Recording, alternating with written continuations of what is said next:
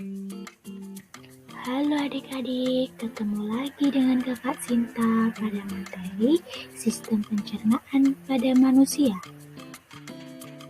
Pernahkah kamu merasa lapar setelah kamu melakukan suatu kegiatan di rumah? Saat kamu lapar, apa yang akan kamu lakukan? Dan menurutmu mengapa kita butuh makanan? Apa sebenarnya yang dikandung dalam makanan sehingga setelah memakannya kita dapat melakukan? Makanan merupakan sumber energi utama bagi makhluk hidup. Tanpa makanan yang masuk ke dalam tubuh, manusia dapat mati karena tidak punya energi untuk bertahan hidup. Nah, coba deh kalian pikirkan, apa yang akan terjadi jika kamu tidak makan selama sehari saja? Yang pertama ada karbohidrat. Karbohidrat adalah sumber utama energi bagi tubuh. 1 gram karbohidrat menghasilkan 4,1 kilokalori. Terdapat 3 jenis karbohidrat, yaitu gula, pati, dan serat. Contoh makanan yang mengandung karbohidrat adalah roti, nasi, gandum, dan lain-lain. Yang kedua ada lemak. Lemak atau lipid diperlukan tubuh karena menyediakan energi sebesar 9,3 kilokalori atau gram, melarutkan vitamin A, D, E, dan K, dan menyediakan asam lemak esensial bagi tubuh manusia.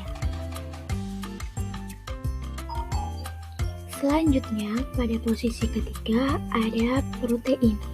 Protein dibutuhkan sebagai penghasil energi untuk pertumbuhan dan mengganti sel-sel tubuh yang rusak, membuat enzim dan hormon, dan membentuk antibodi atau sistem kekebalan tubuh. Yang keempat ada vitamin. Vitamin diperlukan untuk mengatur fungsi tubuh dan mencegah beberapa penyakit. Vitamin dikelompokkan menjadi 2. Ada vitamin larut dalam air atau vitamin B dan C, dan vitamin larut dalam lemak ada vitamin A, D, E, dan K. Selanjutnya yang kelima ada mineral.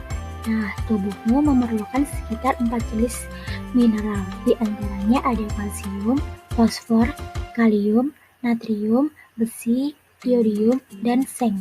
Mineral merupakan nutrisi yang sedikit mengandung atom karbon. Setelah kita mengetahui berbagai macam nutrisi, selanjutnya kita masuk pada organ pencernaan manusia. Organ pencernaan manusia ini dibedakan menjadi 2. Ada organ pencernaan utama.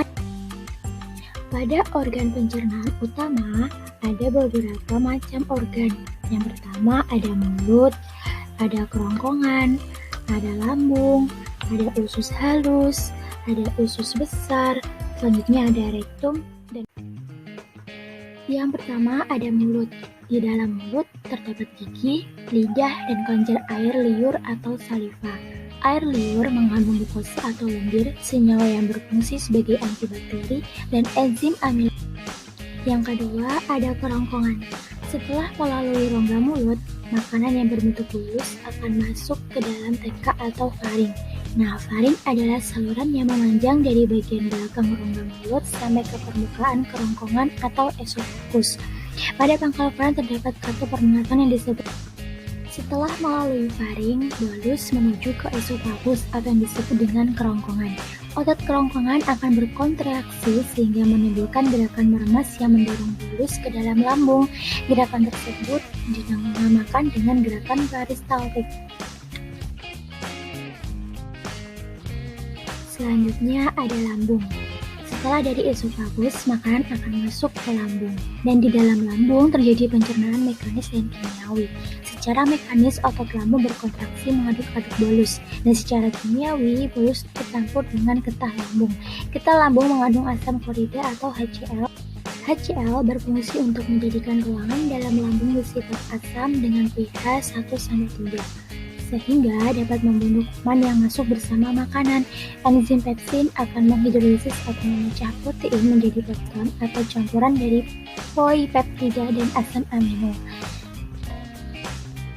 Setelah melalui proses pencernaan selama 2-4 jam di dalam lambung, bolus menjadi bahan pembuangan yang disebut kimus atau bubur usus. Kimus akan masuk sedikit demi sedikit ke dalam usus 12 jari. Semua ini dibantu oleh adanya sfinkter. Selanjutnya ada usus halus. Usus halus memiliki panjang sekitar 8,25 meter.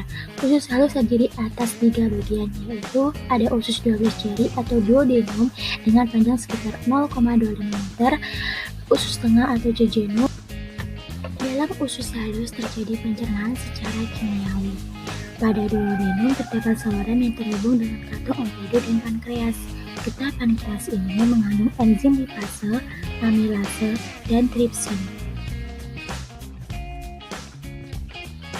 Enzim lipase akan mencerna lemak menjadi asam lemak dan gliserol, sedangkan amilase akan mencerna amilum menjadi maltosa dan tripsin akan mencerna protein menjadi polipeptida.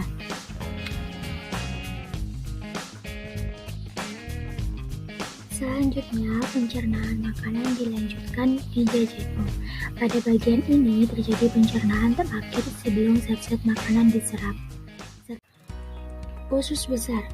Usus besar atau kolon memiliki panjang kurang lebih 1 meter dan terdiri atas kolon ascendens atau naik, kolon transversum atau mendatar, dan kolon descendens atau menurun, dan berakhir pada anus. Di antara usus halus dan usus besar terdapat usus buntu atau organ pencernaan tambahan. Pada proses pencernaan manusia tidak hanya terdiri atas saluran pencernaan saja, akan tetapi juga terdapat organ pencernaan tambahan berupa kelenjar pencernaan. Kelenjar pencernaan tersebut ada hati, kantong empedu, dan pankreas. Hati merupakan kelenjar terbesar dalam tubuh, berada pada bagian rongga perut sebelah kanan bawah diafragma. Hati berperan dalam proses detoksifikasi. Hati akan memindahkan zat besi atau Fe dan vitamin A, D, E, K, dan B12. Selanjutnya ada kantung empedu.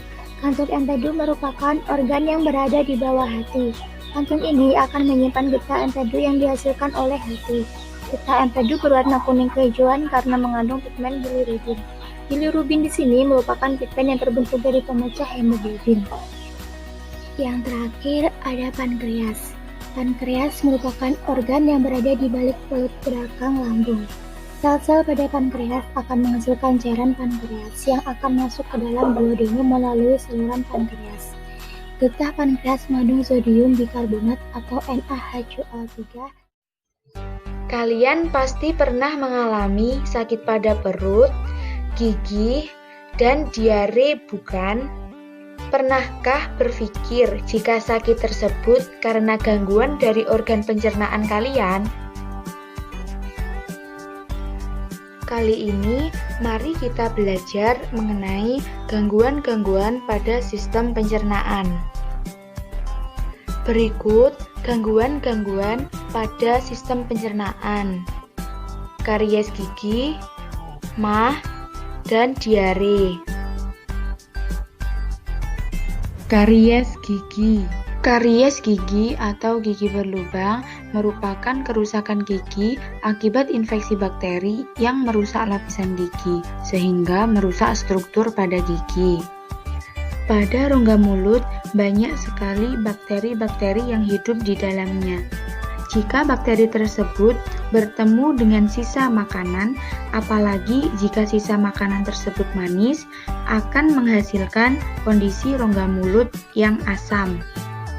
Kondisi yang asam pada rongga mulut akan mempengaruhi pada gigi. Dan apabila kondisi ini dibiarkan terus-menerus, akan menjadi gigi yang berlubang. Lalu, bagaimana upaya pencegahannya? Mengonsumsi air putih yang cukup agar produksi air liur meningkat. Mengurangi mengonsumsi makanan manis agar jumlah plak yang menempel pada gigi dapat berkurang. Menjaga kebersihan mulut. Jangan lupa menggosok gigi sebelum tidur dan setelah sarapan.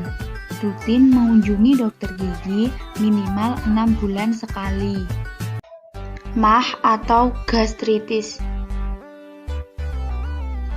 Sakit MAH merupakan penyakit yang menyebabkan terjadinya peradangan atau iritasi pada lapisan lambung.